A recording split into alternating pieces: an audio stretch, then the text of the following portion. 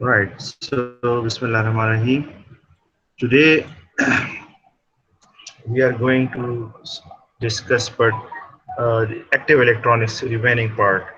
If you remember last week we initiated, or last time we discussed the mechatronics. What is mechatronics? What are the applications of mechatronics? And why do electronic system matters?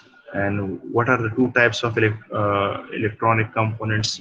We discussed initially the passive electronics, and in passive electronics we discussed the resistors, capacitors, and inductors and their applications in various electromechanical systems.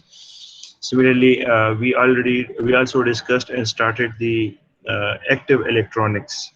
Uh, Active electronics. In active electronics we discussed the diodes part, right? So diodes are actually semiconducting materials, and they can work in forward and reverse bias direction. We discussed also forward and reverse bias.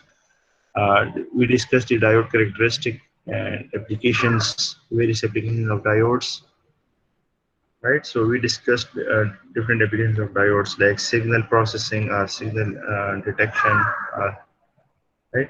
So if you remember from the last time, that a diode is actually a p-n junction, right? So we attached a p-type material with an n-type material, and there was a space or junction in which is called the depletion region.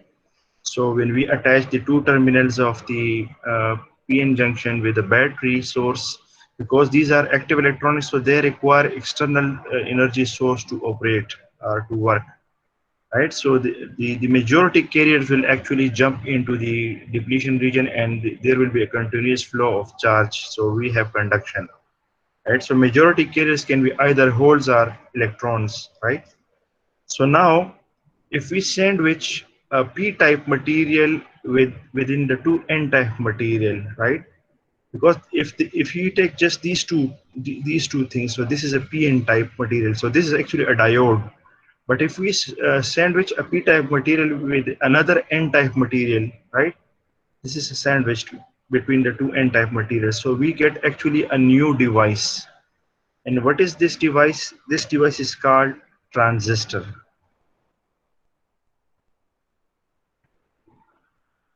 This device is called transistor. Okay?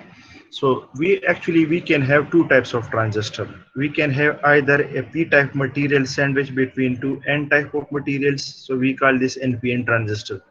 Or we can have either a n-type material sandwich between two p-type materials. So we can have a PNP transistor, right? So either we can have holes on the two sides and electrons in the middle.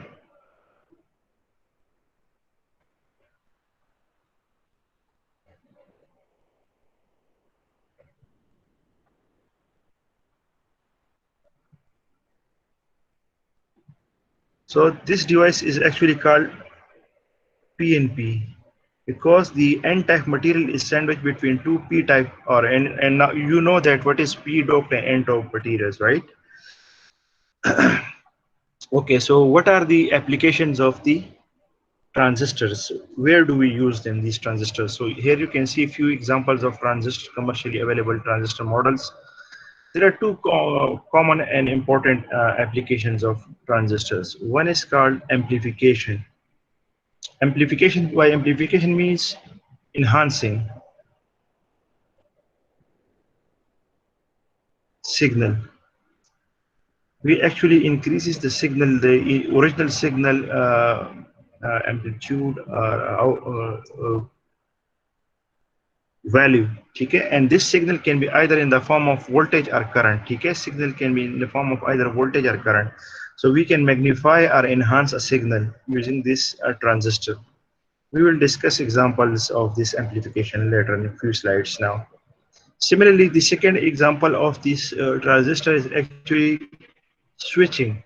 So this can be also used to control different currents across two terminals. So transistor can be used to control current across two terminals. So this can also act as a switch, right? So We'll discuss about switching application as well in a few slides.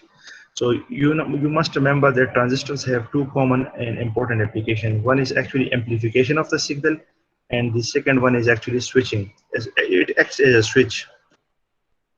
Now, first we discuss the structure of these transistors. So actually we have two types of transistors, or kinds of transistor: bipolar junction transistor, which is called BJT, and field effect transistors, FETs. They are called FETs, field effect transistors. So bipolar junction transistors are actually have three terminals. One is called collector, the second one is called base, and the third one is called emitter. So collector, base, emitter. And the electronic circuits is actually shown like this one. You can see this is the electronic circuit of this BJTs, are bipolar junction transistors. So basically there are currents, three types of currents flowing in this circuit. One is collector current, which is designated by IC. The base current is designated by IB, and the emitter current is shown by IE. So we have three types of currents, okay? And base emitter currents. Okay, this can be either NPN type or PNP type. So we discussed this in the previous slide, that when you switch or you sandwich the P-type material between two N-type material, we get NPN transistor. And when we sandwich the N type of material between two P-type material, we get PNP transistor. So field effect transistor is actually it is made basically from metal oxides. The field effect transistors are these are also called MOSFETs, which stands for metal oxide semiconducting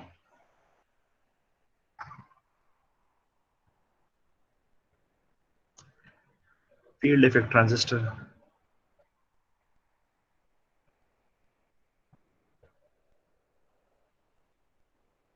Right?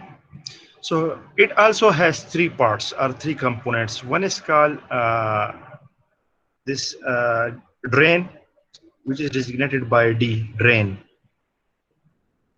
Okay, this terminal, drain. One is called gate, and the third part is called source, drain, and gate.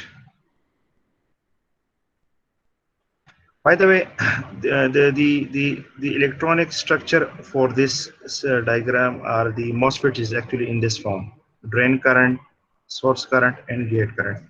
But this one is actually current controlled. The BJTs are actually current controlled,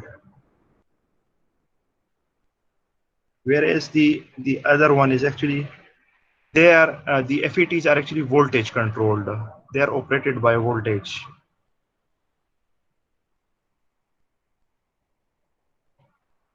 So the change in voltage is actually affecting the working of this FETs, whereas the change of current is actually affecting the working of the BJTs. Now we will discuss the difference between the two types of these semiconducting transistors, BJTs and field effect transistor. The BJT is one type of transistor that uses both majority and minority carriers. Remember, the BJT transistors have both carriers, BJTs. कौन से? Holes भी और electrons भी. तो it doesn't matter कि कौन सा majority है कौन सा minority है, but दोनों होंगे. ये नहीं कि एक होगा दूसरा नहीं होगा, ठीक है? So it uses both type of charge carriers, majority भी और minority भी. Either this can be majority, ये जो holes हैं, ठीक है? ये holes majority हो सकते हैं, or this can be minority. या इसका वाइस वर्सा हो सकता है, ठीक है? ये भी हो सकता है या वाइस वर्सा, यानी ये मेजॉरिटी होंगे, ये माइनॉरिटी होंगे, ठीक है?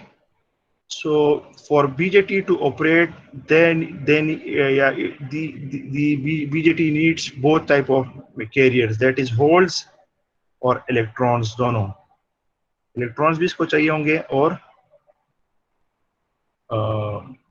होल्स भी चाहिए होंगे, ठीक है। Whereas the field effect transistor is one type of transistor in which only majority charge carriers flow, ठीक है। इसमें होंगे तो दोनों, लेकिन फ्लो सिर्फ एक होगा, या चाहे अगर होल्स हैं, ठीक है, अगर ये मेजोरिटी है, मेजोरिटी जो भी होगा, अगर ये मेजोरिटी है तो ये फ्लो होगा, दूसरा नहीं होगा, ठीक है। और अगर ये मेजोरिटी है तो फिर इलेक्ट्रॉन्स फ्लो होंगे, ठीक है। So it can be either this or this, so one type of charge carrier can flow, जबकि दूसरे में, अच्छा, मेजोरिटी से मुराद क्या होता है, माइनॉरिटी से, मेजोरिटी माइनॉरिटी से मुराद कंसंट्रेशन होती है, ठीक है, कि किसकी तादाद ज्यादा है होती है इसमें, लेवल ऑफ कंसंट्रेशन, ठीक है। अब लेवल ऑफ कंसंट्रेशन लेवल जो है, जिसकी ज्यादा होगी वो मेजोरिटी होता है, ठीक है, हाई होता है, यानी जिसकी क्वांटिटी ज्यादा होती है कंसंट्रेशन लेवल, उसको हम मेजोरिटी कैरियर कहते हैं। और माइनॉरिटी जिसकी कंसंट्रेशन कम होती है, कंसंट्रेशन लो, ठीक है, उसको माइनॉरिटी बोलते हैं। तो जब बीजेटी ऑपरेट होते हैं तो दोनों फ्लो करते हैं चार्ज उसके अंदर, माइनॉरिटी भी और मेजोरिटी भी, जबकि दूसरे वाले में, एफईटीज में, फील्ड इफेक्ट ट्रांजिस्टर में सिर्फ मेजोरिटी चार्ज फ्लो करते हैं। अच्छा, द कंडक्शन और the flow of the current, ये हमने बताया था ना कि ये करंट कंट्रोल मैकेनिज्म होता है, ठीक है। Can be seen from collector as well as emitter, ठीक है। ये एक्चुअली इसमें करंट दोनों में फ्लो होता है, ठीक है। Can be seen from collector as well as emitter, because उसमें मेजोरिटी और माइनॉरिटी दोनों फ्लो होते हैं। And is controlled by base, ठीक है। तो ये इसका कंट्रोलिंग मैकेनिज्म होता है, इसलिए इसको कंट्रोल, ठीक है। इसके तीन पार्ट्स होते हैं, ठीक है, थ्री टर्मिनल, इसके तीन टर्मिनल, कौन कौन सा है टर्मिनल, ये कलेक्टर है, ये एमिटर है, और ये बेस है, ठीक है। बेस, कलेक्टर, और तीसरा emitter. Similarly, the conduction or the flow of the current can be controlled by electric field, यानी voltage, electric field की जो voltage होती है ना, voltage की वजह से electric field होता है, ठीक है। तो वो एक्चुअली इलेक्ट्रिक फील्ड जो है ये फ्लो कंट्रोल करता है, ठीक है। The FETs, the FET, in FETs the conduction is based on either holes or electrons, ठीक है। इसमें R वाला कंडीशन है, ठीक है, ये याद रखिए। इसमें मेजोरिटी होता है, सिर्फ मेजोरिटी होल्स हो सकते हैं या इलेक्ट्रॉन्स हो सकते हैं, दोनों में से कोई एक होगा, दोनों नहीं हो सकते एक साथ। The three terminals in FETs can be classified as, अच्छा, इसके जो तीन टर्मिनल्स है जो मैंने आपको पिछले स्लाइड में बताया था, एक सोर्स होता है, एक ड्रेन होता है, और एक गेट होता है। और ये जो गेट होता है ना, ये मॉड्यूलेशन का काम करता है, ठीक है, ये मॉड्यूलेटर है, ठीक है। जब आप इसको क्लोज करते हैं, पास लाते हैं, यानी सर्किट को बनाने के लिए, और या उसको वापस ले जाते हैं ओपन करने के लिए, तो यहाँ पर इलेक्ट्रिक फील्ड चेंज होती है, और इलेक्ट्रिक फील्ड चेंज की वजह से यहाँ पे कंडक्शन होती है, ठीक है, इसके अंदर। आई होप ये आप लोग एफएससी में पढ़ के आए होंगे, ठीक है एक्सक्यूज मी सर। जी। सर मॉड्यूलर का क्या मतलब है सर जी? मॉड्यूलेटर का मतलब होता है कि ये मॉड्यूल, इसके हाथ में सारा कंट्रोल होता है, ठीक है। इस ये यानी ये सारा प्रोसेस, करंट कंट्रोल प्रोसेस जो है ना, इस तरह यस सर। ये कंट्रोल करता है। जब ये क्लोज होता है तो सर्किट बंद हो जाता है, ठीक है, क्लोज होता है। जब ये ओपन होता है तो ये मॉड्यूलेटर है, या रेगुलेटर इसको बोल सकते हो, रेगुलेटर ये है, ओके सर। ठीक है। तो अच्छा, तो अब बात करते हैं इसकी थोड़ी सी इलेक्ट्रिकल मॉडलिंग की, मैथमेटिकल मॉडलिंग की, ठीक है, ट्रांजिस्टर की। तो अभी पिछले स्लाइड में हमने पढ़ा कि कलेक्टर, इसके तीन पार्ट्स होते हैं, कलेक्टर, बेस, इमिटर, ठीक है। और इसका इलेक्ट्रॉनिक सर्किट ये डायग्राम है, ठीक है, इलेक्ट्रॉनिक सिंबल ट्रांजिस्टर का, आपको कहीं पे भी ये नजर आ जाए, इसका मतलब ये ट्रांजिस्टर है। अच्छा, अब now we take the current ratios of the collector to emitter, which is called alpha, and similarly we take the current ratio of collector to base, it is called beta. This ratio is small, the alpha ratio is small, and it is slightly greater than 0.98, ठीक है, ये fractional value होती है। जबकि beta जो होती है ये current, actually this is called, this whole process is called current gain,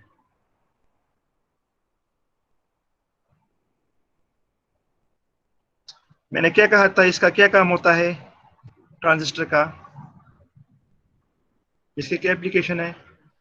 amplification. Amplify. Amplify, ठीक है, एम्पलीफाई।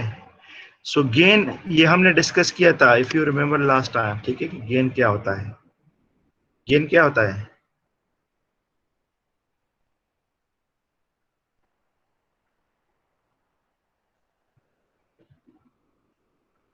गेन क्या होता है सर आउटपुट डिवाइड बाय जरा आप इनपुट। लोग?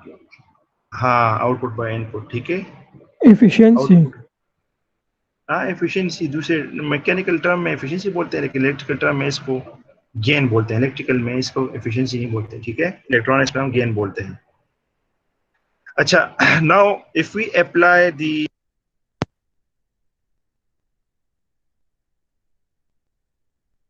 जो सेंटर है ना, इसको नोड कंसिडर कर लो, नोड, अगर ये नोड हो, ठीक है, नोड, अगर ये सेंटर नोड है, तो अकॉर्डिंग टू KCL, किस तरह, बाय डेफिनेशन KCL हम इक्वेशन किस तरह लिखेंगे? The currents flowing towards the node must be equal to currents leaving the node, यही है ना? Yes sir. Current flowing towards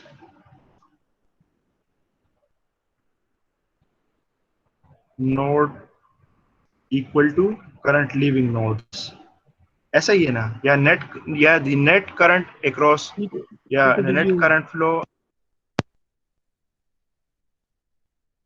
sir जी आपकी आवाज बीच में कट रही है सर। जी, यस सर। कट रही है? Yes sir. Yes sir, yes sir. अब हेलो, अब ठीक है? सर सही है सर। अभी ठीक है सर, लेक्चर के दौरान में फिर कट जाती है। अच्छा, तो अब देखें, by definition, by KCL, what is this? IC plus IB must be equal to IE, यानी collector current and base current add करो तो ये बराबर होगा इमीटर करंट के, ठीक है, which is this one, this is from KCL, okay. Now if we divide this equation by IC on both sides, ठीक है, divide by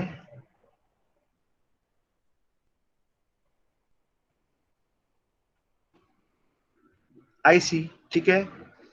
So if we check this thing from last slide or from previous slide, we know that IC over IE is equal to alpha and IC over IB is equal to beta. So can we write this thing as IE over IC as 1 over alpha C, because alpha DC is equal to IC over IE and beta DC is equal to IC by IB. It is the ratio of collector current to emitter and collector current to base, ठीक है। तो ये हो गया। Now if we just cross multiply and rearrange it, ठीक है,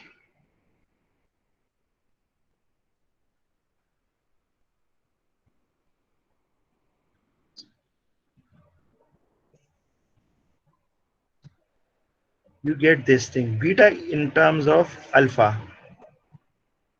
R, you can get alpha in terms of beta, just it is just cross multiplication and simplification, ठीक है, तो ये मुझे करने की जरूरत नहीं है, ठीक सर है, ये समझ आती है डीसी ना? क्या चीज है? यार DC करंट होता है ना, DC करंट है ना। अच्छा, करंट का सिंबल है सर। आपको नहीं पता DC क्या होता है? Direct current sir. अच्छा, इसकी समझ आ गई कि ये beta in terms of alpha आ गया कैसे और alpha in terms of beta कैसे आ गया, ठीक है, क्रॉस मल्टीप्लाई है और सिंप्लीफाई है, ठीक है, करने की जरूरत तो नहीं है ना मुझे? सही है सर, सही है। सर हम ओके, खुद कर लेंगे सर। अल्फा फैक्टर है, ये एक्सपेरिमेंटल है हाँ सर। ठीक, इसकी जी जो क्या है? वैल्यू 0.98 हाँ एक्सपेरिमेंटल है हाँ सर हाँ, ये।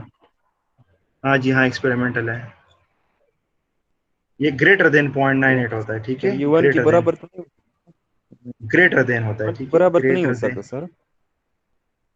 इससे ज्यादा होता है तो 1 के बराबर, आई डोंट नो कि होगा कि नहीं होगा, चेक करना होगा।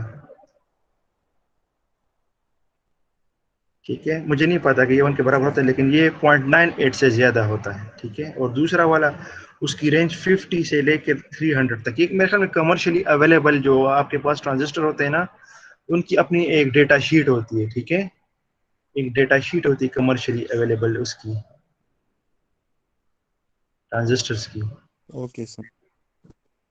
तो उसमें ये होगा, ठीक है, कि इसका प्राइमरी गेन क्या है और सेकेंडरी गेन क्या है इसका। ठीक है, वैल्यू होगी, अवेलेबल होगी, तो आपको जो चाहिए होता है वो आप ले सकते हैं। ठीक है, और ये हम क्यों लेते हैं ओके ट्रांजिस्टर, ये ट्रांजिस्टर हम क्यों लेते हैं? हम किसी सिग्नल एम्प्लीफिकेशन को, के लिए सर। हाँ, किसी सिग्नल को एम्पलीफाई करने के लिए। ये अभी आ गया, हमें आपको दिखाऊंगा। ठीक है, कैसे हम इसको एम्पलीफिकेशन में यूज करते हैं। ठीक है, एग्जांपल से।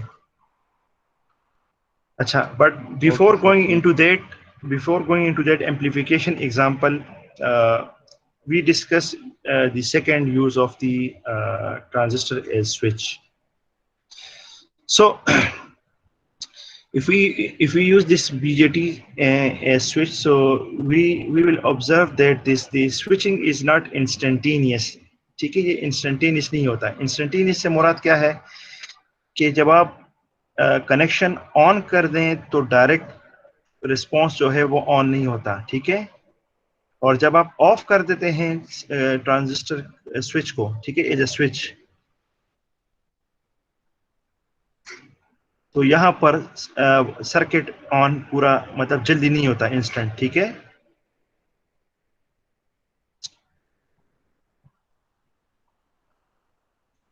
ठीक है, और जब आप इसको ऑफ कर देते हैं तो ये ऑफ नहीं होता अचानक डायरेक्टली उसी वक्त, जब आप उस इंस्टेंट वो कर लेते हैं। ठीक है, इसलिए इसमें कुछ टाइम फैक्टर्स इन्वॉल्व होते हैं। ठीक है, टी ऑन के लिए भी कुछ टाइम फैक्टर है और टी ऑफ के लिए भी कुछ टाइम फैक्टर है। वो कैसे है उसको मैं अभी आपको बताऊंगा। ठीक है, सबसे पहले हम डिस्कस करते हैं delay time. What is delay time? Delay time is designated by TD. It is the time transistor remains off after the input current is applied. अच्छा, याद रखें, लेट्स ये हमारे पास इनपुट वोल्टेज है। ठीक है, और ये आउटपुट है, करंट है। ठीक है, ये आउटपुट है, ये इनपुट है।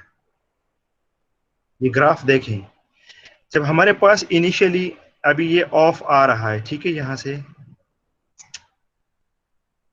सिस्टम ऑफ है, ऑफ है, ऑफ है, अचानक हम स्विच ऑन कर लेते हैं। ठीक है, अभी यहाँ पे इस स्टेट पे हमने स्विच ऑन कर दिया, आपको नजर आ रहा है मैं यहाँ पे क्या कर रहा हूँ, यहाँ पे स्विच ऑन हो गया। ठीक है, यस सर। जी सर। तो आप नीचे देखें कि इसके रिस्पॉन्स पे नीचे देखें कि जब सिस्टम ऑफ था तो स्विच ऑफ था, तो सर्किट या ट्रांजिस्टर में रिस्पॉन्स भी ऑफ आ रहा था। अब ये वो पॉइंट है जहां से मैंने स्विच ऑन किया है, तो इसको इंस्टेंटली ऑन होना चाहिए था, करंट को ऊपर जाना चाहिए था, बल्कि करंट ऊपर नहीं है, करंट अभी भी लो जा रहा है, जीरो। ठीक है, एक खास टाइम पीरियड तक, और फिर एक खास टाइम पीरियड के बाद ये ऐसा ऐसा राइज होना शुरू हो जाता है। ठीक है, अब ये जो टाइम पीरियड है, ठीक है, ये वाला,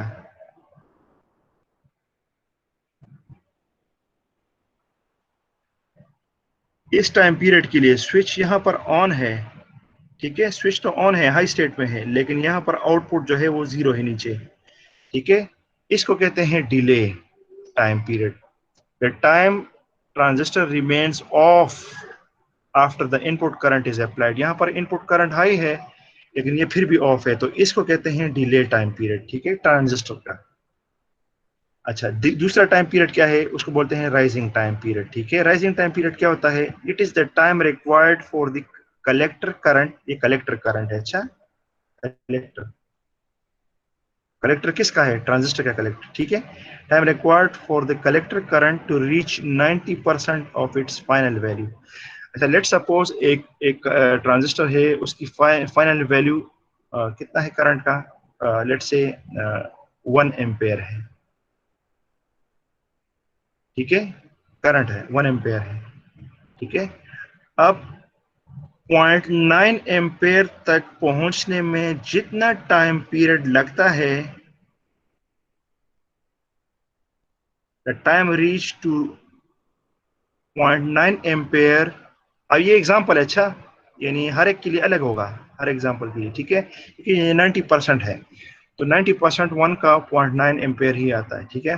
सो the time period required to reach the 0.9 ampere, यानी ये देखिए यहाँ से आहिस्ता आहिस्ता आहिस्ता आहिस्ता ये राइज होना शुरू हो जाएगा, ठीक है, और ये एक पॉइंट तक चला जाएगा, ठीक है। अब ये जितना टाइम इसने यहाँ से यहाँ तक ले लिया है, इस टाइम को हम बोलते हैं राइजिंग टाइम, ठीक है, ये राइजिंग टाइम है, आ रहा है, ठीक है, आपको समझ आ रही है? जी sir. Yes sir. Let suppose collector current जो है वो 2 एम्पेयर है मैक्सिमम, तो इसका राइजिंग टाइम कितना उसका एम्पेयर कितना होगा? 1.8 एम्पेयर, ठीक है, वो राइजिंग टाइम लगेगा। जब इतना एम्पेयर हमारे पास डेवलप हो जाएगा कलेक्टर में, तो ये राइजिंग टाइम के लिए कंसिडर होगा, ठीक है, कि वो जीरो से मैक्सिमम 1.8 तक चला जाए, ठीक है। अच्छा, अब क्या है storage time? It is the time that in which the storage time in which the collector current remains close to the maximum value after the input current is removed, ठीक है। अब देखें यहाँ पर इनपुट रिमूव हुआ है, यानी अगर मैं इस तरह करूं या अभी तो फिलहाल ये ऑन है ऑन है ऑन है, अचानक एक स्टेट आ जाए, मैंने स्विच ऑफ कर दिया है, ठीक है, इस पॉइंट पर। अब यहाँ से मैं ऑन की से ऑफ पे आ गया, नीचे लेवल लो हो गया, ठीक है, ये लो लेवल है, वो हाई लेवल है, ठीक है। अब यहाँ से तो मैंने स्विच ऑफ कर दिया है, तो होना तो ये चाहिए कि ट्रांजिस्टर के कलेक्टर करंट भी जीरो हो जाए, लेकिन ऐसा होता नहीं है, बल्कि इस क्या होता है कि कुछ टाइम पीरियड के लिए कलेक्टर में करंट मैक्सिमम रहता है, कुछ खास मुद्दत के लिए, ठीक है, उसके बाद वो आहिस्ता आहिस्ता ड्रॉप होना शुरू हो जाता है। इस टाइम पीरियड को जिसके दौरान कलेक्टर करंट मैक्सिमम रहता है, even though we have remove the input current, this time period is called storage time, ठीक है, इसको टीएस से डिजिग्नेट किया जाता है, ठीक है, टीएस स्टोरेज टाइम। समझ आ गई? Yes sir. ठीक है, आज तो हमने यहाँ से ये ऑफ है, ठीक है, ये ऑफ स्टेट है और ये ऑन स्टेट है, तो यहाँ पे ऑलरेडी हमने ऑफ किया हुआ है, लेकिन स्टिल उसमें करंट मैक्सिमम है, ठीक है, ये ऑन है, यानी इसके ये ऑन है और ये ऑफ है, अगर आप ऑन ऑफ स्टेट में रखें, ठीक है। अच्छा, फिर है fall time, the time required for collector current to fall below 10%। अच्छा, ये उसका अपोजिट है, यानी वो 90% पे पहुंचता था, जब ये 10% से नीचे आए तो of its final value, so this is called actually fall time। fall time क्या होता है? वो टाइम पीरियड जिसमें आहिस्ता आहिस्ता ये कलेक्टर करंट मैक्सिमम से ड्रॉप होते होते बिलो 10% पहुंच जाए, तो इस दौरान जितना टाइम पीरियड लगता है, इस टाइम पीरियड को हम बोलते हैं fall time. For example, let suppose again the maximum current of the collector let suppose is 1 ampere, ठीक है, अगर ये 1 एम्पेयर है, सो इस 1 एम्पेयर, यानी अगर ये हम 0.1 एम्पेयर से लेस देन आ जाएं, इस दौरान जितना टाइम लगता है उसको हम बोलते हैं fall time. The time fall is actually the time in which the collector current reaches the maximum 10% or below the 10% of the maximum value of the collector. It's called fall time। अच्छा, अब होता क्या है, हमारे पास तो switch हम एक on करते हैं और ऑफ करते हैं, तो फिर हमारे पास ये चारों टाइम कैसे एडजस्ट होते हैं ऑन ऑफ में? तो ये जो टी है, टी और प्लस टी आर है, ये टाइम कंबाइन मिलके ऑन टाइम पीरियड बनाते हैं हमारे लिए, ठीक है, स्विच का। और ये जो टी एस है और टी एफ है, ये दोनों मिलके हमारे पास कम्युलेटिवली ऑफ टाइम बनाते हैं, ऑफ टाइम पीरियड क्या होता है, ऑन ऑफ टाइम पीरियड, ठीक है।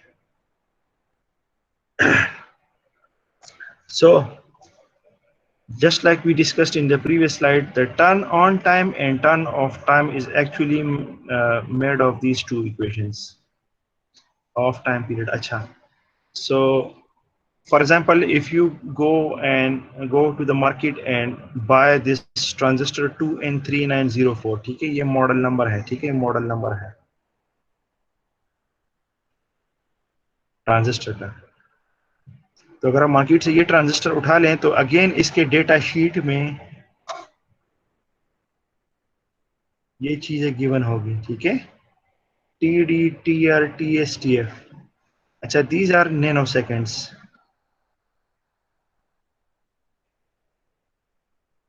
और नैनोसेकंड से मुराद ये होता है कि 10⁻⁻⁹ फैक्टर होता है, ठीक है, 235 nanosecond. So these are very very minute time period, ठीक है, बहुत ही स्मॉल वैल्यूज होती हैं, इसलिए ये आपको नेकेड आई से फील नहीं होती ये ऑन ऑफ डिलेज, ठीक है.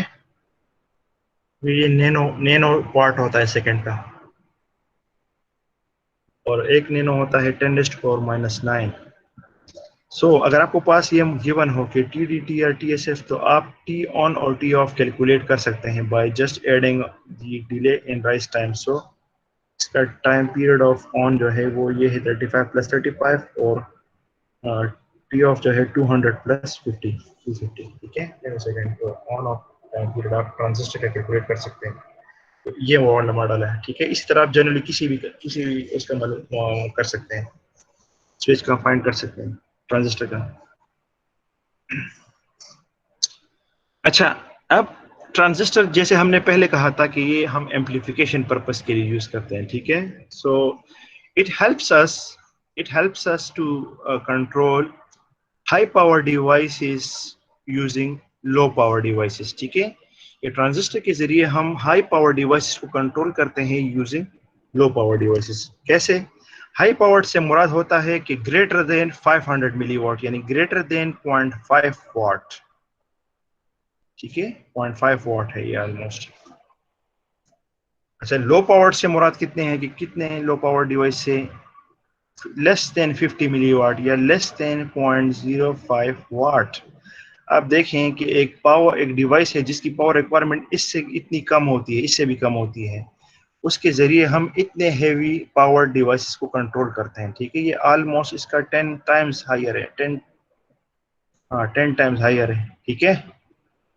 10 टाइम्स हायर है इसका. अच्छा, कैसे? यानी अब इसकी जो लो पावर डिवाइसेस है, मैं आपको अभी बताता हूँ. ये जो लो पावर डिवाइसेस है ना, इसकी करंट रिक्वायरमेंट होती है नियरली 10 मिली एम्पेयर, ठीक है. और इसकी वोल्टेज रिक्वायरमेंट 3.3 या 5 होती है, ठीक है. तो अगर आपको फार्मूला मालूम हो P = VI, तो अगर आप 10 मिली एम्पेयर को 5 मिली वोल्ट से कर लें तो ये जो बनता है ये 50 मिली वाट बनता है, ठीक है, अराउंड. इसी तरह हाई पावर डिवाइसेस की करंट रिक्वायरमेंट जो होती है, ठीक है, वो 100 मिली एम्पेयर है, ठीक है, यानी ये 0.1 एम्पेयर है. और इसकी requirement 0.01 ampere, which is very very small current, ठीक है, ये बहुत स्मॉल करंट होती है. अच्छा, कौन से डिवाइसेस होते हैं स्मॉल जो हम इस लो पावर डिवाइसेस रन करते हैं? लो पावर डिवाइस से मुराद माइक्रो कंट्रोलर हमारे पास है, ठीक है, क्योंकि हम कंट्रोल मोटर्स करते हैं, सेंसर्स को रीड करते हैं, कोई प्रोसेस करते हैं, ठीक है, कंट्रोल इसके जरिए. ये प्रोसेस हम माइक्रो कंट्रोलर के जरिए कर सकते हैं, ठीक है. इसके अलावा हमारे पास कुछ एडिशनल सेंसर्स होते हैं जिनकी पावर रिक्वायरमेंट कम होती है, जैसे कि फोटो सेंसर्स आपने पढ़ा था, याद है, photo diode. Yes sir. Yes sir. Small LEDs, ठीक है. अच्छा, इसके जरिए हम इतने हैवी पावर्ड एक्चुएटर्स को कंट्रोल करते हैं. एक्चुएटर्स किसके जरिए? माइक्रो कंट्रोलर्स के जरिए, ठीक है. क्या क्या? DC Motors, stepper Motors, solenoid valves, ठीक है, ये वॉल्व्स होते हैं. सोलेनॉइड वॉल्व्स आपको पता है, फ्लूइड मैकेनिक्स में पढ़े होंगे, ठीक है. ये फ्लो कंट्रोल वॉल्व्स होते हैं. ये हमने नहीं पढ़ा है सर. अच्छा, एनी हाउ मैंने बता दिया आपको, ठीक है. सोलेनॉइड्स होते हैं, ये ऑटोमेटिक होते हैं. हम सिग्नल्स के थ्रू आप इसको इलेक्ट्रॉनिक सर्किट में यानी पाइप्स में लगा सकते हैं सोलेनॉइड वॉल्व को, ठीक है, ये सोलेनॉइड वॉल्व्स को. और ये हम माइक्रो कंट्रोलर के जरिए इसको ऑन ऑफ कर सकते हैं, ठीक है, फ्लो सर कंट्रोल कर सकते हैं. जो रिले में होते हैं सर, वही सोलिनॉइड होते हैं सर, रिले में जो किस यूज होते हैं. जी, किस में? रिले में सर, रिले जो होते हैं. हाँ हाँ, रिले के साथ ये लगते हैं, एग्जैक्टली, ये रिले के साथ लगते हैं, ठीक है. अच्छा, ये देखें, फॉर एग्जांपल आपने एक सेंसर लगाए हुए है कि यहाँ पर ये डिस्चार्ज जा रहा है, ठीक है, ये डिस्चार्ज है, और ये हेड सेंसर है, ठीक है, ये लेवल सेंसर है, ठीक है, यहाँ पर कोई लेवल सेंसर है. तो क्या होता है कि आप लेवल सेंसर के जरिए जब फ्लो नीचे वाटर निकालते हैं फ्लूइड, तो लेवल नीचे आएगा, ठीक है, नीचे आएगा। तो यहाँ पर सेंसर जो है कंट्रोलर को सिग्नल भेजता है, कंट्रोलर सोलेनॉइड वाल्व को ऑपरेट करता है, यहाँ से वाल्व को ओपन करेगा और यहाँ से पंपिंग के जरिए फ्लो दोबारा लेवल राइज होना शुरू हो जाएगा, ठीक है। एक सेंसर आएगा, सेंसर फिर सेंस करेगा कि ये लेवल रीच हो गया है, तो ऑटोमेटिकली मोटर को स्टॉप कर देगा, वाल्व को क्लोज कर देगा, सोलेनॉइड वाल्व ऑपरेट होता है, ठीक है। ये रिलेस के साथ लगता है, जिस तरह आपके दोस्त ने कहा है कि रिले के साथ लगता है। अच्छा, तो इसके अलावा IR सेंसर्स को हम कंट्रोल कर सकते हैं थ्रू माइक्रो कंट्रोलर। इस तरह हम बड़े बड़े LEDs को कंट्रोल कर सकते हैं थ्रू माइक्रो कंट्रोलर चिप, जिसके आपके पास ये स्क्रीन होते हैं, ठीक है, टीवी जिसे बोलते हैं LEDs, ठीक है। So we can actually control high power devices using low power devices, ठीक है। और ये किसके जरिए? ये ट्रांजिस्टर एक्चुअली अलाउ करता है आपको। ट्रांजिस्टर का कमाल होता है, ठीक है, ट्रांजिस्टर हेल्प्स अस। ये जो माइक्रो प्रोसेसर बनता है ना, इसमें भी बहुत सारे ट्रांजिस्टर्स लगे होते हैं, मिलियंस ऑफ ट्रांजिस्टर्स लगे होते हैं, ठीक है। आपके CPU में माइक्रो प्रोसेसर नहीं होता, इसमें मिलियंस ऑफ ट्रांजिस्टर लगे होते हैं, ठीक है। और ये नैनो स्केल के होते हैं, नैनो साइज के होते हैं।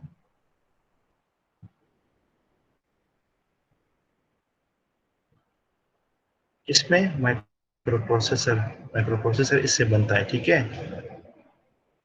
नॉर्मली ये किस चीज के होते हैं? ये कार्बन नैनोट्यूब्स के बने होते हैं, ठीक है, या सिलिकॉन कोई कंपोनेंट, ठीक है। माइक्रो प्रोसेसर सिलिकॉन बेस्ड होता है ये ट्रांजिस्टर, सेमीकंडक्टिंग मटेरियल है ना ट्रांजिस्टर, इस वजह से। Yes sir. अच्छा, अब बात करते हैं मेकाट्रॉनिक सिस्टम रिक्वायर्स। ये आप हमें पता है, ठीक है। मेकाट्रॉनिक सिस्टम रिक्वायर्स, ये याद रखिए, इट रिक्वायर्स पावर एम्प्लीफिकेशन, हमेशा इसको पावर एम्प्लीफिकेशन चाहिए होती है। सो मैनी इलेक्ट्रोमैकेनिकल लोड्स से मुराद होता है जो आपका आउटपुट ऑपरेशनल जो रनिंग डिवाइस होता है, ठीक है, जो पावर कंज्यूमिंग डिवाइस होता है।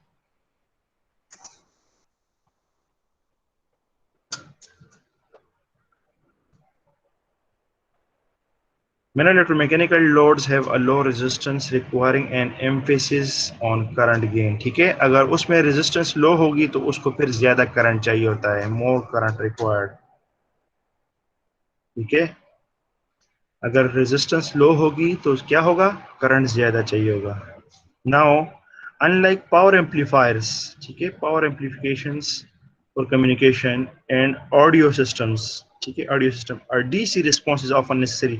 तो हम नॉर्मली DC रिस्पॉन्स यूज करते हैं, ठीक है, AC यूज नहीं करते।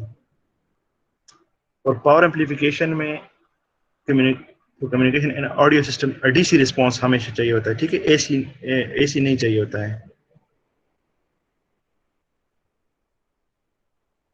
ठीक है। DC सिग्नल को हम एम्पलीफाई करते हैं और फिर उसको आगे यूज करते हैं इलेक्ट्रोमैकेनिकल डिवाइस में। अच्छा, कैसे? How much power do you need, कितना पावर हमें रिक्वायर्ड होता है, ठीक है। So let's see an example here, applied real life example देखते हैं यहाँ पे, ठीक है। हमारे पास जैसे हमने कहा था कि we can control high power devices using low power devices using transistors, ठीक है। अब हाई पावर डिवाइसेस क्या है? 2N3055, ये क्या है? ये एक मॉडल नंबर है किस चीज का? ये क्या है? आपको क्या नजर आ रहा है? ये लाउड स्पीकर। जी, ये ट्रांजिस्टर। स्पीकर है, साउंड। जी, ट्रांजिस्टर मेड, ये ट्रांजिस्टर मेड लाउड स्पीकर है, ठीक है। ये ट्रांजिस्टर है। अच्छा, लो पावर, ये 2N39 अगेन ये मॉडल नंबर है, ठीक है, ये दूसरा ट्रांजिस्टर है, लेकिन इसकी पावर लो होती है और इसकी पावर ज्यादा होती है। अब हमें इसको ऑपरेट करना है, हाई पावर्ड NPN ट्रांजिस्टर को। अच्छा, क्यों? इसकी करंट रिक्वायरमेंट 15 एम्पेयर है, चेक करें, ठीक है, 15 एम्पेयर। इसकी पावर देखें 115 वाट, और इसका गेन देखें 20 to 70 टाइम्स है, ठीक है, यानी इतनी हाई हाई पावर रिक्वायरमेंट्स है इसकी, ठीक है। वो 115 वाट, 15 एम्पेयर करंट, ठीक है। अच्छा, आप इस ट्रांजिस्टर को देखें, इसकी जो मैक्सिमम करंट लिमिट है जो इसमें से पास हो सकती है वो 200 मिली एम्पेयर है। ये कितना एम्पेयर है? 0.2 ampere. Look at this value, 0.2 ampere, very very small current. ठीक है, पावर चेक करें, इसकी पावर मैक्सिमम देखें 625 मिली वाट, यानी ये 0.625 वाट है। चेक द कंपैरिजन, यहाँ पे कंपैरिजन चेक करें, इसका गेन चेक करें 100 to 300 टाइम्स। ठीक है, इसका गेन चेक करें उसके लिहाज से 100 to 300 टाइम्स। ये अपने यानी इसको जो इनपुट आप देते हो इसको, उसको 300 टाइम्स एम्पलीफाई करता है।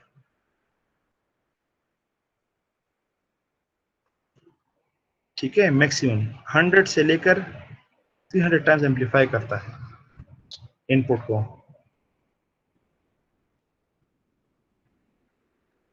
आउटपुट उस अपने इनपुट से 300 टाइम्स मैक्सिमम होता है। अच्छा, अभी आपने पिछले स्लाइड पे देखा कि हमने एक डार्लिंगटन, अच्छा डार्लिंगटन पेयर क्या होता है? अच्छा, ये हमारे पास हाई एम्पलीफिकेशन प्रोवाइड करता है। डार्लिंगटन पेयर ये होता है कि हम जो इसको बोलते हैं मीडियम पावर डार्लिंगटन टिप 125, ये ट्रांजिस्टर होते हैं। ठीक है, यानी एक ट्रांजिस्टर का जो आउटपुट होता है, ये फर्स्ट ट्रांजिस्टर है। ठीक है, ये एक वाला है, ये एक ट्रांजिस्टर है। ये वैसे ये नहीं है, ये पोर्शन है, ये तो रजिस्टर है। तो ये पोर्शन जो है ये एक ट्रांजिस्टर है, और ये पोर्शन जो है ये दूसरा ट्रांजिस्टर है। आप चेक करें। ठीक है, 2N3904, अभी हमने पिछले स्लाइड में देखा था, कौन सा मॉडल था? ये ट्रांजिस्टर था 2N3904। क्या ये ट्रांजिस्टर है?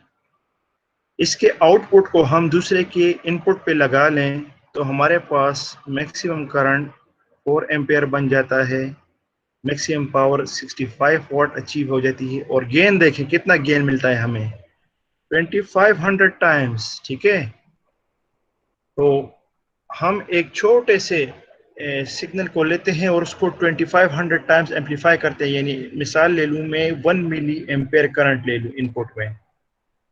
ठीक है, 1 मिली एम्पेयर यानी 0.001 एम्पेयर। आउटपुट पे मुझे दूसरे वाले में करंट मिलेगा 2.5 ampere. Now look at the level of the enhancement, कितना मैग्निफिकेशन इसकी हो गई है, 0.001 से लेकर 2.5 तक चला गया। ठीक है, 2500 टाइम्स गेन मिल गया। तो इस तरह हम डार्लिंगटन पेयर के जरिए सिग्नल को एम्पलीफाई कर सकते हैं। तो आपको जब भी सिग्नल एम्पलीफिकेशन चाहिए होती है जिस गेन अराउंड 2500 टाइम्स, आप ये वाली ट्रांजिस्टर आईसी टिप यूज कर सकते हैं, टिप 120, ये इसका मॉडल नंबर है। ठीक है, मॉडल नंबर। सर 2 से ज्यादा ट्रांजिस्टर्स भी यूज कर सकते हैं? ये जी कमर्शियली अवेलेबल, बिल्कुल बिल्कुल। मैंने क्या कहा अभी पिछले स्लाइड पर आपको कि ट्रांजिस्टर ये माइक्रो प्रोसेसर में कितने लगे होते हैं? Millions sir. मिलियंस में। ठीक है, तो दो क्या होता है मिलियंस के आगे? ठीक है, समझ आ गई इसकी? Yes sir. ठीक है, अच्छा अब बात करते हैं एम्पलीफायर्स की। तो एम्पलीफायर्स हमें पता होता है कि ये हमेशा हम सिग्नल एम्पलीफिकेशन के लिए यूज करते हैं। ठीक है, एम्पलीफायर्स की 3 क्लासेस हैं। ठीक है, 3 क्लासेस हैं, याद रखें। इसमें आपको एक चीज समझनी चाहिए कि एम्पलीफायर्स की 3 क्लासेस हैं, क्लास ए, क्लास बी और क्लास डी। क्लास, अच्छा, और ये डिफरेंशिएशन या डिस्टिंग्विशिंग किस बेस पे होती है? ये एक्चुअली एफिशिएंसी बेस्ड पे होती है। ठीक है, कि किसकी एफिशिएंसी कितनी है, क्लासिफिकेशन। तो क्लास ए जो है ये एक्चुअली 25% मैक्सिमम एफिशिएंसी इसकी होती है। ठीक है, तो जो भी एम्पलीफायर्स आपको कमर्शियली अवेलेबल नजर आए और उसकी कैटलॉग में या डेटा शीट में उसकी एफिशिएंसी लिखी होती है 25%, तो आपको पता लगना चाहिए कि आप क्लास ए वाला एम्पलीफायर यूज कर रहे हैं। ठीक है, ये आपको। अच्छा, दूसरा वाला क्लास बी, उसकी थ्योरेटिकल मैक्सिमम एफिशिएंसी तो 78% है, लेकिन जब आप उसको कमर्शियल प्रैक्टिकली यूज करते हैं तो ड्यू टू कुछ लॉसेस की वजह से नॉर्मल एफिशिएंसी रेंज करती है 70% में। ठीक है, मैक्सिमम वैसे 78% है, लेकिन रियलिटी में जो है 70% से ज्यादा होती है टिपिकल। जो थर्ड होती है क्लास डी वाली एम्पलीफायर, ये इसकी मैक्सिमम एफिशिएंसी तो थ्योरेटिकली 100% है, ठीक है, लेकिन इसकी जो ऑपरेशनल एफिशिएंसी है वो रेंज करती है 80% से 95 के बीच में, ठीक है। So it could be any value between these two ranges. 100% कभी भी नहीं हो सकती और 95% से ज़्यादा भी नहीं मिलती है आपको, ठीक है। ऑल दो थ्योरेटिकली ये है कि ये इसकी होगी, लेकिन due to some losses, electrical losses, ये इतना 100% आपको नहीं दे सकता, ठीक है। तो आपको पता होना चाहिए कि किस तरह आप डिस्टिंग्विश करते हैं इन तीन क्लासेस को, एम्पलीफायर्स को, ठीक है। एक 25% एफिशिएंसी है, एक 78% है, तीसरी 100% है, लेकिन रियलिटी में उससे कम होती है। अच्छा, बात करते हैं ऑपरेशनल एम्पलीफायर्स की, ठीक है। ऑपरेशनल एम्पलीफायर्स ये आप पढ़ चुके होते हैं, इसको हम नॉर्मली बोलते हैं ऑप एम्प्स। अच्छा, ये बहुत सारे यूजफुल टास्क परफॉर्म करता है। कौन कौन से? ये एडिशन कर सकता है, सब्ट्रैक्शन कर सकता है, एम्पलीफिकेशन तो इसका काम ही है, ऑपरेशनल एम्पलीफायर है, ठीक है। इंटीग्रेशन कर सकता है, इंटीग्रेशन से मुराद होता है कि सिग्नल्स की 2-3 सिग्नल्स आ रहे हैं उसको आप इंटीग्रेट करें, ठीक है। इंटीग्रेट मीन्स मिलाएं, ठीक है। और फिल्टर के यूज होता है, फिल्टर भी आपको पता है, हमने डिस्कस किया था लास्ट टाइम। किस टॉपिक में डिस्कस किया था फिल्टर? कैपेसिटर में। जी, कैपेसिटर में, एग्जैक्टली। तो हम एक ऑपरेशनल एम्पलीफायर के साथ उसकी कंस्ट्रक्शन में, सर्किटरी में एक कैपेसिटर अटैच करते हैं, तो हम लो पास और हाई पास फिल्टर बना लेते हैं, ठीक है। ये अभी आप डिस्कस करेंगे, ठीक है, आने वाले स्लाइड में। तो इसकी एप्लीकेशन में एक लो पास फिल्टर भी है और हाई पास फिल्टर है बाय यूजिंग कैपेसिटर, ठीक है। तो आपको कैपेसिटर का भी आइडिया हो, कैपेसिटर की जरूरत क्यों होती है हमें। तो ये सिग्नल्स को, अच्छा, यहाँ से एडिशन से मुराद क्या होता है? ये सिग्नल्स की बात होती है, ठीक है। ये कोई रियल मैथमेटिकल एडिशन नहीं होती, ठीक है। ये इसकी बात नहीं हो रही है, ठीक है। ये सिग्नल्स की बात होती है कि सिग्नल्स को ऐड करना, सब्ट्रैक्ट करना, एम्पलीफाई करना, इंटीग्रेट करना, फिल्टर करना, ठीक है। हेलो। यस जी सर। सर। जी सर। अच्छा, ये commercially commercially available operational amplifier, अच्छा, ये सिग्नल किस चीज के फॉर्म में होता है? ये करंट या वोल्टेज के फॉर्म में, इन दोनों के किसी एक फॉर्म में होता है, ठीक है। सिग्नल का फॉर्म ये होता है, ठीक है, या ये इस फॉर्म में होगा या इस फॉर्म में होता है। अच्छा, ये एक कमर्शियली अवेलेबल ऑपरेशनल एम्पलीफायर आपको सामने नजर आ रहा है, ठीक है। इसके 8 टांगे होती हैं, 4 एक साइड पर और 4 परले साइड पर, ठीक है। आपको नजर नहीं आ रही, ठीक है। उसका मॉडल नंबर ऊपर लिखा होता है कि ये मॉडल नंबर है, ठीक है। तो इसके अंदर ये जो चिप, ये जो टॉप पे इंसुलेशन है ना, इंसुलेशन कवर है, इसके अंदर सर्किटरी होती है, ठीक है। ये आपस में मिले होते हैं, ठीक है।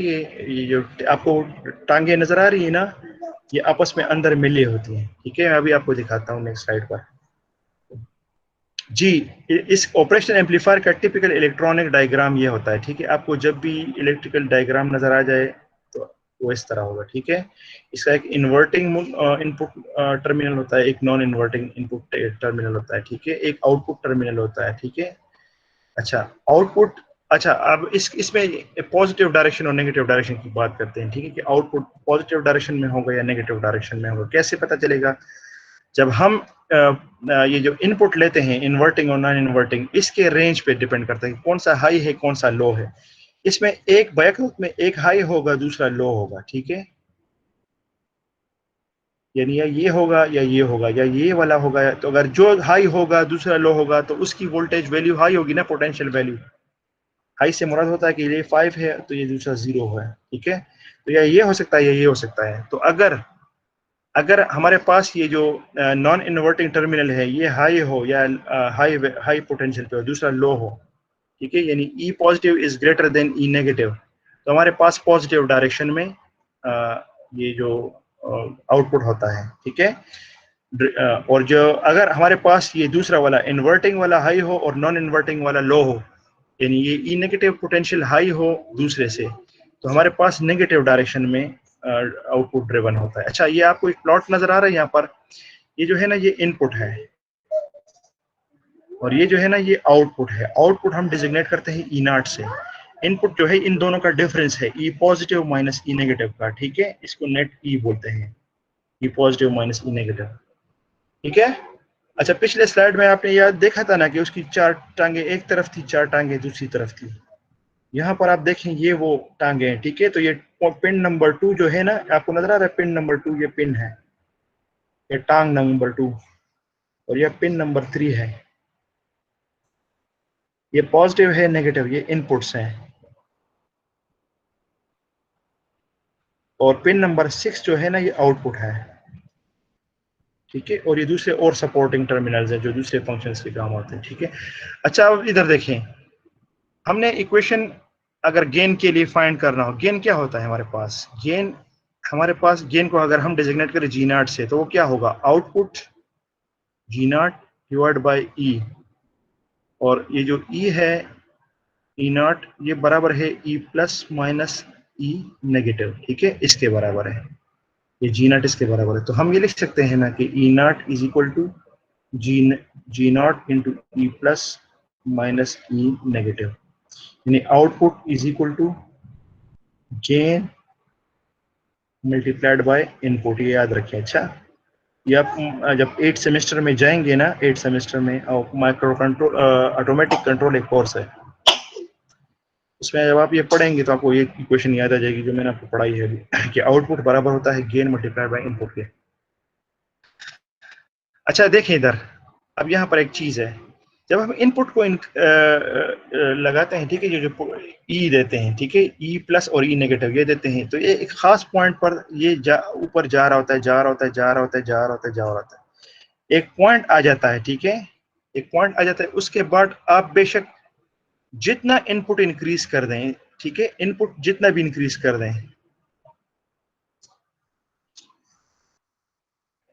आउटपुट जो है वो मैक्सिमम नहीं हो रहा होता, आउटपुट फर्दर नहीं जा रहा होता ऊपर, ठीक है, बल्कि वो एक खास कांस्टेंट लेवल पे रहता है, ठीक है। इस पॉइंट, इस फिनोमेना का, इस पॉइंट को बोलते हैं सैचुरेशन, ठीक है, इसको सैचुरेशन बोलते हैं,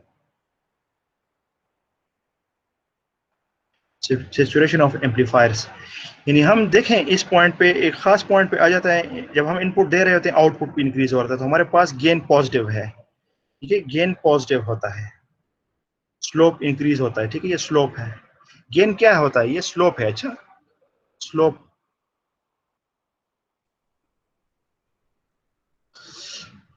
तो बेशक आप इनपुट इंक्रीज कर दें, आउटपुट पे फर्क नहीं पड़ता है। तो इस एरिया को हम कहते हैं कि ये ऑपरेशनल एम्पलीफायर जो है ये सैचुरेटेड हो गया है, ठीक है। So we don't need to increase input beyond a certain level, एक खास लेवल से हमें इंक्रीज नहीं करना चाहिए, बस एक खास लेवल पे आके रुक जाना चाहिए, ठीक है, क्योंकि उसमें आपका लॉसेस होगा, आप इनपुट ज्यादा बढ़ा रहे हैं, ठीक है, और ऑपरेशनल एम्पलीफायर एम्पलीफाई नहीं कर रहा, ठीक है, तो ये आपका नुकसान है, ठीक है, लॉस है। तो इस पॉइंट से आगे आप फर्दर इनपुट नहीं देंगे, ठीक है, नो इनपुट, कोशिश करें कि ना दें, ठीक है। समझ आ रही है मेरी बात को, मैं आपको क्या कर रहा हूं? सर ये रिपीट करें थोड़ा सा। देखें, हम लेट सपोज मैं इसको ऑपरेशनल एम्पलीफायर्स को इधर वोल्टेज दे रहा हूँ 0, फिर 1, फिर 2, फिर 3, फिर 4, फिर 5, इस तरह ना इंक्रीज कर रहा हूँ आहिस्ता आहिस्ता, ये इनपुट है और ये आउटपुट है, और यहाँ पर मेरे पास आउटपुट बढ़ रहा है, लेट से 12, 15, 18, 21, 24, इस तरह ना करस्पॉन्डिंगली इंक्रीज हो रहा है, ठीक है, इसके साथ लीनियरली इंक्रीज हो रहा है। एक खास पॉइंट ऐसा आ जाएगा जब मैं इसमें फर्दर इनपुट इंक्रीज करूंगा ना, तो ये फर्दर आउटपुट इंक्रीज नहीं करेगा, बल्कि लेवल कांस्टेंट रहेगा आउटपुट का। आपको समझ आ रही है मैं क्या कर रहा हूँ? यस सर, यस सर, ठीक है। तो आप कोशिश करें कि आप सैचुरेशन लेवल तक तो इंक्रीज कर लें, उसके बाद फर्दर आप इंक्रीज इनपुट ना दे दें, नो मोर, ठीक है, इसकी रिक्वायरमेंट नहीं है, क्योंकि जो मैक्सिमम आउटपुट है वो रीच हो चुका है ऑपरेशनल एम्पलीफायर का, उससे फर्दर ये आपको आउटपुट इंक्रीज नहीं दे रहा, ठीक है। तो ये सैचुरेट हो चुका है ऑपरेशनल एम्पलीफायर, अपने मैक्सिमम आउटपुट दे रहा है, ठीक है। अब आपको इस पॉइंट की समझ आ गई जिस डायग्राम की जो मैंने ग्राफ में एक्सप्लेन किया है यहाँ पे? सर ये ग्राफ जी के सर। नेगेटिव साइड में सब ज्यादा पहले ये पॉजिटिव तो समझे ना, फिर मैं नेगेटिव समझा। यस सर, ये आ गया समझ। और अच्छा, इसका एग्जैक्टली अपोजिट ये नेगेटिव ही है। सिर्फ फर्क क्या है इसमें, ये जो है ना, ये ई नेगेटिव और ये एक्चुअली ये ज्यादा होता है, ठीक है। इससे अगर ये हमने देखा ना, ये ई नेगेटिव इस अगर इसको हम हाई रख देते हैं, हाई को, और दूसरे को लो रख देते हैं, तो हमारे पास बजाय इसके इंक्रीज होने के हमारे पास ये नेगेटिव स्लोप बनेगा, नेगेटिव स्लोप, ठीक है। ऑपरेशन एम्पलीफायर तो एक खास पॉइंट तक आएगा, अगेन एक खास पॉइंट तक ये इंक्रीज करेगा आउटपुट को नेगेटिव डायरेक्शन में, लेकिन जब आप एक खास इनपुट लेवल तक चले जाएंगे, उसके बियॉन्ड जो है ना, आपको जरूरत नहीं है कि आप इनपुट और इंक्रीज कर दें। कि अगर आप इस डायरेक्शन में इनपुट इंक्रीज, ये इनपुट है ना, इनपुट एक्सिस है ये वाली, वो समझ आ रही है? यस सर अगर इन्वर्टिंग और नॉन इन्वर्टिंग के ऊपर सेम सिग्नल हो तो आउटपुट क्या होगा सर? अगर सिग्नल सेम हो तो डिफरेंस जीरो हो जाएगा, तो इनपुट जीरो हो जाएगा, तो गेन तो इनफाइनाइट हो जाएगा।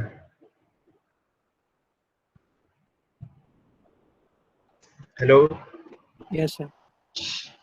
अगर ये बराबर हो जाएंगे तो फिर तो गेन इनफाइनाइट हो जाएगा, समझ आ रही है? Yes sir. तो अगर E प्लस बराबर हो जाएगा E नेगेटिव के, इसका मतलब है कि आपके पास आउटपुट बाय इनपुट के हिसाब से तो फिर ये इनफाइनाइट हो जाएगा, ठीक है। समझ आ गई? और सर टेक्निकल क्वेश्चन की समझ आ गई जी? सर ये वोल्टेज और करंट दोनों को इम्प्लीफाई करेगा। जी जी, ये दोनों को एम्पलीफाई करता है। जो सिग्नल इसमें जा रहा होता है उसी को एम्पलीफाई कर रहा होता है। करंट जा रहा होता है करंट, वोल्टेज जा रही है वोल्टेज। यहाँ पे तो ये वोल्टेज ओके कर रहा सर। होता है ना, यहाँ पे तो ये वोल्टेज है ना, पोटेंशियल को इंक्रीज कर रहा होता है। करंट नहीं होती, पोटेंशियल होती है। ई जो है ये पोटेंशियल को शो करती है नॉर्मली, इलेक्ट्रिक पोटेंशियल। लेकिन आपको पता है कि V is proportional to I है, तो इट डजंट मैटर कि ये इंक्रीज होगा तो ये भी होगा ऑटोमेटिकली,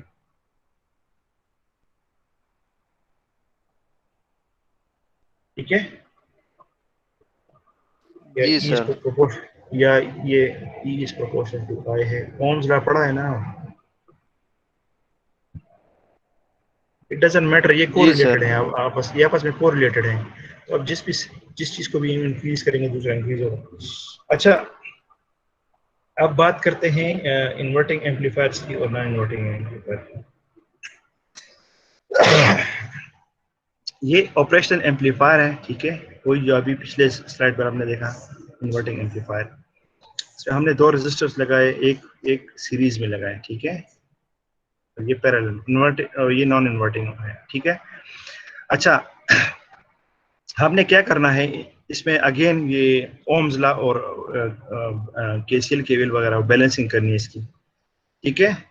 ये करंट जो है, देखें, ये सीरीज में है ना, इस तरह अगर मैं देखूं आपको, ये इस तरह सीरीज में है ना, ये आपस में, ये यस सीरीज सर। में है ना। तो ये करंट आई जो है, जो कि यहाँ पर है, इन दो नोड्स के बीच जो है, इन दो नोड्स के बीच जो करंट आई है, ये करंट इन दो नोड्स के ई नॉट और ई नेगेटिव के बीच जो आई एफ है, ये बराबर होंगे ना आपस में।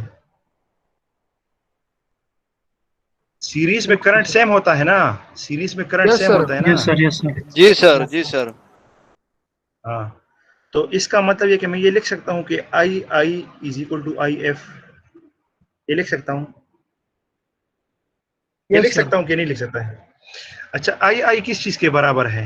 ये आई आई जो है, ये एक्चुअली ये इनपुट पोटेंशियल है, और ये इन्वर्टिंग मोड जो है, ई नेगेटिव जो है, ठीक है। इनपुट पोटेंशियल इन्वर्टिंग मोड, इसके differential potential divide by this resistance. तो ये करंट है ना, ये ओम्स लॉ है एक्चुअली,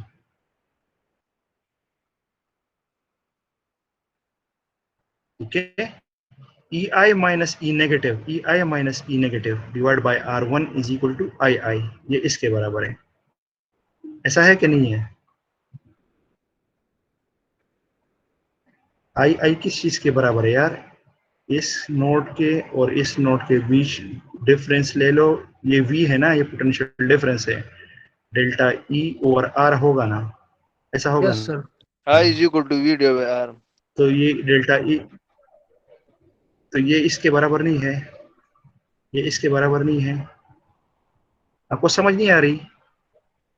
आ रही सर, आ गई। अच्छा, इसी तरह the same is the case, इसका भी सेम केस है, डेल्टा ई और आर, ठीक है। ई नेगेटिव माइनस ई नॉट, ये टर्मिनल है और ये है, इन दोनों के बीच R2 है, तो ये आई एफ जो है ये E negative minus E naught divide by R2 है। इसकी समझ आ गई? जी सर। ठीक हो गया। अच्छा, अब ये कहता है कि ये हमने ई नेगेटिव और ई पॉजिटिव को जीरो रखा हुआ है इन टर्मिनल्स को, ठीक है, ये कहता है। तो हमारे पास ये इक्वेशन किस तरह रिड्यूस हो जाएंगे?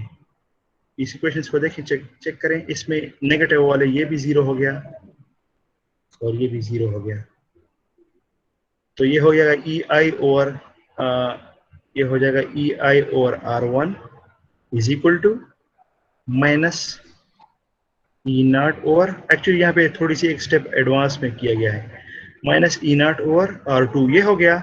अब मैं आपको कहूँ कि ई नॉट और ई आई के फाइंड करो, तो इससे हमारे पास ये वाला आ जाता है, ई नॉट और E I is equal to minus R2 divide by R1। वो समझ आ गई? सर ये ई नेगेटिव ई पॉजिटिव क्यों जीरो किए? ग्राउंड है ना यहाँ में, इस ग्राउंड किया हुआ है, हम कह रहे हैं कि ये ग्राउंड है। Okay sir. ठीक है। अच्छा, आप देखें, ये समझ आ गई, ई नॉट और ई आई। तो ये क्या चीज है ई नॉट और ई आई?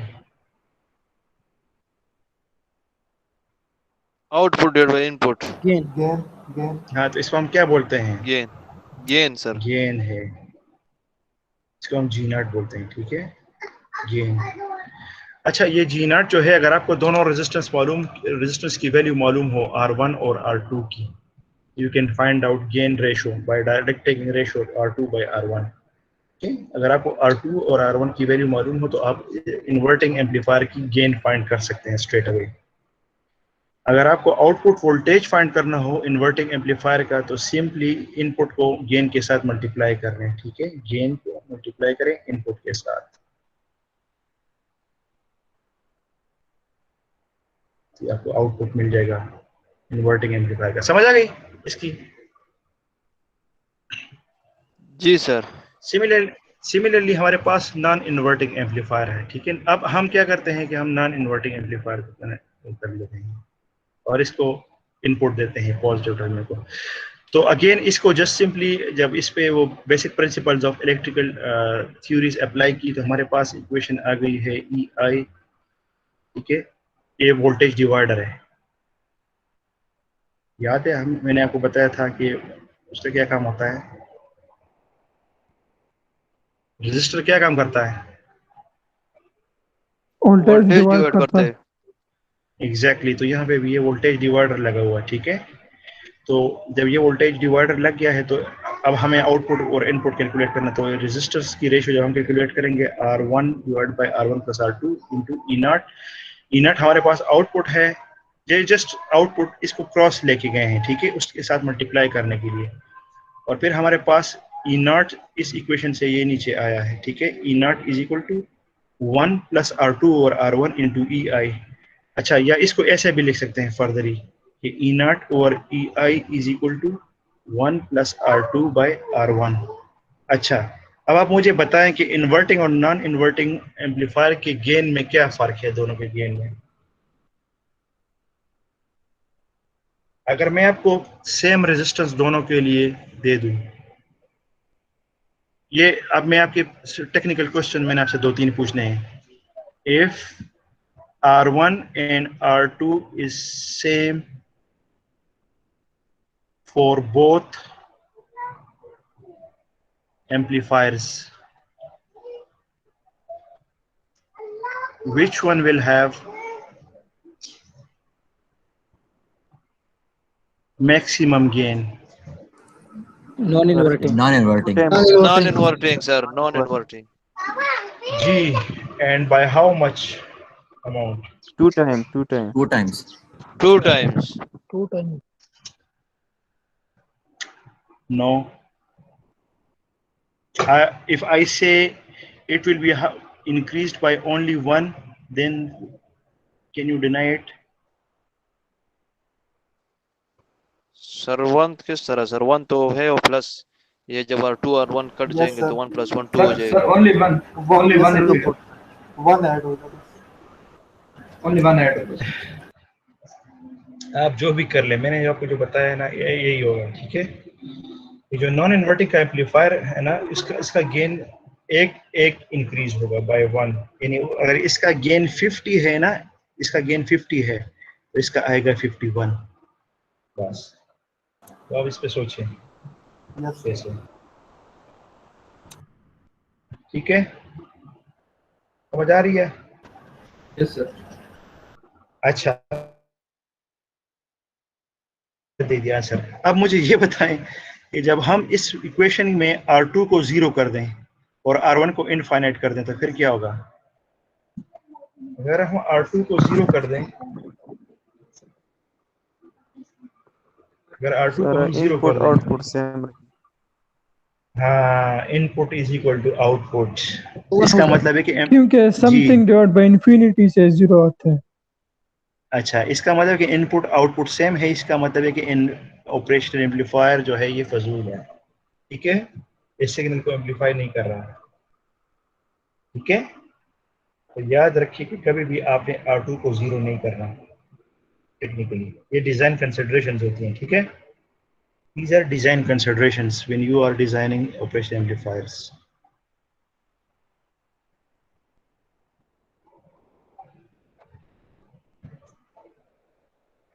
ठीक है,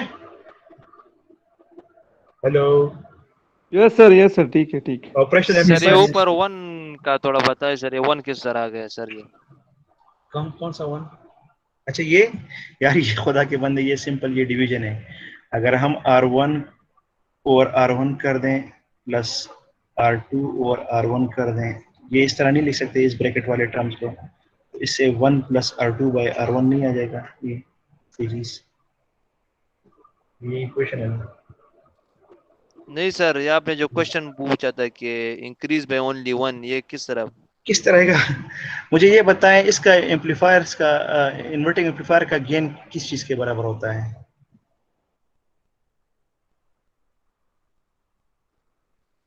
R2 by R1। R2 by R1। 1 + R2/R1। हाँ, नहीं, वो उसका इन्वर्टिंग का पूछ रहा हूँ, R2 / R1। तो ये R2 / R1 तो ऑटोमेटिकली ये इन्वर्टिंग एम्पलीफायर हो गया ना। मतलब ये कि 1% ज्यादा होगा ये नॉन इन्वर्टिंग की वैल्यू। परसेंट नहीं, बाय 1, बाय यूनिट 1, एक, ठीक है। लेट सपोज ये 30 है तो ये +1 हो जाएगा तो 31 हो जाएगा, ठीक है। Yes sir. अगर वो 100 है तो ये 101 हो जाएगा, अगर वो 1000 है तो ये 1001 हो जाएगा, ठीक है, ठीक है। जी हेलो, सर। समझ आ गई? Okay, yes sir, yes. Yes sir. अच्छा, अब बात करते हैं ऑपरेशनल एम्पलीफायर के एप्लीकेशन की, फिल्टर की। फिल्टर पढ़ा था ना हमने अभी, ये फिल्टरिंग का काम भी करता है। जी सर। एग्जैक्टली। तो कैसे फिल्टर आप बनाओगे ऑपरेशनल एम्पलीफायर से? लो पास फिल्टर कैसे बनाओगे? अभी जो पिछले स्लाइड पर आप, जी, अभी जो अभी ये इन्वर्टिंग एम्पलीफायर आपने देखा ना पिछले स्लाइड पर, जब आप एक कैपेसिटर को पैरेलल में लगा देते हैं R2 के साथ, ठीक है, ये कैपेसिटर है, R2 के साथ पैरेलल में लगा लें, ठीक है, तो ये हम लो पास फिल्टर बना लेते हैं, ठीक है, सिंपल लो पास फिल्टर है, ठीक है। और हाई पास फिल्टर कैसे बनता है? जब हम कैपेसिटर को सीरीज में R1 के साथ लगा लें, ठीक है, R1 के साथ सीरीज में लगा लें, जी सर। तो ये हाई पास फिल्टर बन जाएगा, ठीक है। सर्किटरी बाकी सेम है। अच्छा, यहाँ पर एक टर्म आपको नजर आ रहा है Z, इसको बोलते हैं इम्पेडेंस, याद है इम्पेडेंस? यस सर, जब रेजिस्टर के साथ कोई और कंपोनेंट लग जाए तो लेकर जाता है, इम्पीडेंस आता है। हाँ, हाँ एग्जैक्टली, क्योंकि ये आरसी सर्किट बन गया ना, रजिस्टर कैपेसिटर वाला। Yes sir, RC circuit. RC circuit जब सीरीज में होता है, आपने ये सेकेंड ईयर में पढ़ा होगा फिजिक्स में, I is equal to I not 1 minus E power minus T over R C. ये पढ़ा है, याद है आपको ये इक्वेशन? या इस तरह था, क्यों? क्योंकि ये चार्ज कैपेसिटर था ना, Q is equal to Q not into 1 minus, ये चार्जिंग ऑफ कैपेसिटर का इक्वेशन है, याद है? Q और RC, ये RC जो ये टाइम, यस सर। RC जो ये टाइम कांस्टेंट है, याद है? ये मैंने आपको लास्ट लेक्चर में बताया था कि RC जो होता है ये टाइम कांस्टेंट होता है, ठीक है? और ये एक्सपोनेंशियल, ये चार्जिंग जो होती है एक्सपोनेंशियल ग्रोथ होती है टाइम के साथ। अगर आप चार्ज को देखें, आप इक्वेशन को प्लॉट करें ना एक्सेल में, ये जो है ना ये मैक्सिमम चार्ज होता है, मैक्सिमम चार्ज। ये इंस्टेंटेनियस चार्ज होता है उस टाइम पीरियड पर, जिस टाइम पीरियड पे आप चेक कर रहे हैं, ये इंस्टेंटेनियस चार्ज। और ये टी जो है ये टाइम पीरियड है, और आरसी ये कांस्टेंट्स होते हैं दोनों। तो चार्जिंग ऑफ कैपेसिटर इस तरह होता है, याद है?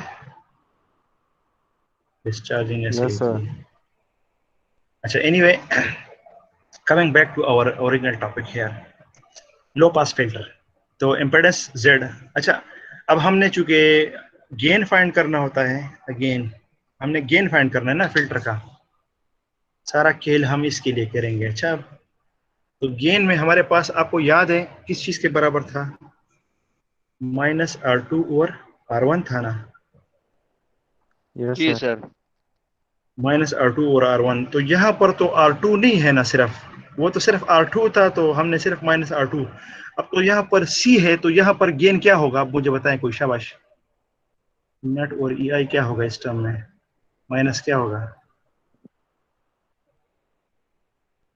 Z और R1 ना यार, सामने डायग्राम को देखो ना, वहां पर ये देखें -R2 और R1 था ना, R2 की जगह अब क्या पड़ा हुआ है? R2 की जगह अब जेड Z पड़ा आ हुआ गया है। है, ठीक है? तो अब हमने -Z और R1 कैलकुलेट करना है। तो Z और R1 से पहले हमने पहले Z कैलकुलेट करना है। तो आपको पता है कि हम जब पैरेलल में हमारे पास रेजिस्टर्स होते हैं दो, पैरेलल में रेजिस्टर्स किस चीज के बराबर होते हैं? 1 over current that same thing, होता ठीक है? नहीं, हम जस्ट रेजिस्टेंस की बात करते हैं, इक्विवेलेंट रेजिस्टेंस की बात करते हैं। 1 over R1 plus 1 over R2 इस तरह होता है ना पैरेलल के लिए। Yes sir. यार आपको मैं मैट्रिक वाला काम अभी समझाऊंगा। यस सर, ऐसे ही होता है। हाँ, तो बस इधर देखिए, ठीक है? 1 ओवर R2, ये R2 का रेजिस्टेंस है, ठीक है? 1 ओवर R2 प्लस, और ये जो है ना ये कैपेसिटर का रेजिस्टेंस है, ठीक है? Capacitor resistance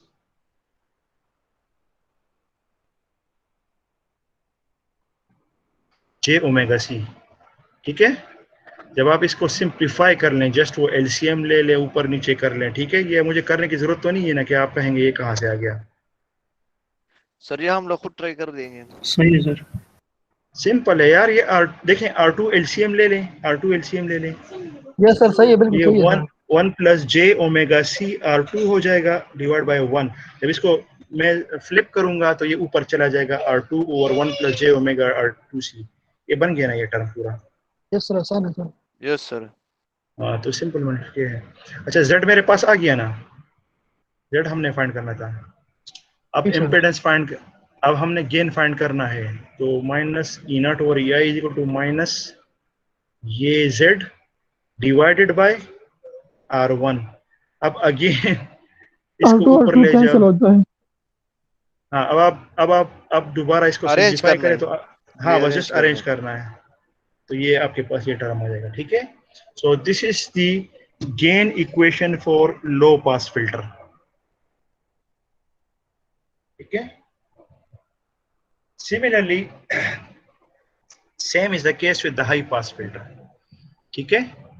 same is the case with high pass filter. तो अब देखिए इधर, अब अच्छा, अगेन माइनस ये इक्वेशन -Z ओवर R1,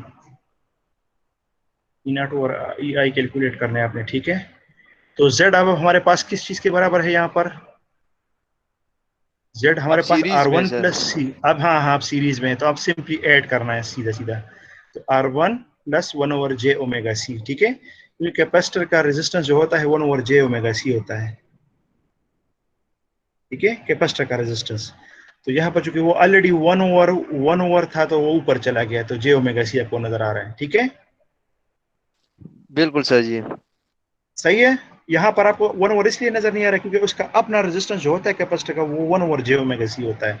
तो जब हम 1/1/j ओमेगा सी ले लेते हैं तो वो कट जाता है, ऊपर चला जाता है, तो j ओमेगा सी आपको नजर आ रहा है यहाँ पर। लेकिन यहाँ पर तो चूंकि वो ऊपर नहीं जाना, तो सिंपल 1/j ओमेगा सी, तो ये कैपेसिटर का रेजिस्टेंस है, ठीक है, कैपेसिटर रेजिस्टेंस। अब आपको ये भी आइडिया हुआ होगा कि कैपेसिटर का रेजिस्टेंस की वैल्यू क्या है। तो सिंपली एलसीएम है अगेन, और फिर इक्वेशन में पुट कर लें और सिंप्लीफाई कर लें, तो आपके पास अगेन गेन का equation with high pass filter आ जाएगा। So if you know the capacitance value, resistance R1 value और frequency, you can straight away find out, by the way, R2 value as well, you can find out the gain of the, ठीक है, यानी आपके पास ये तीनों मालूम होनी चाहिए वैल्यूज, R2, C और R1, तो आप गेन फाइंड कर सकते हैं। So this is the gain of high pass filter. Okay ji, so let's stop over here. आज के लिए इतना काफी है। अगर आपके जहन में कोई जी सर। क्वेश्चन है तो अभी आप पूछ सकते हैं, ठीक है। नो सर, सर ये रिकॉर्डिंग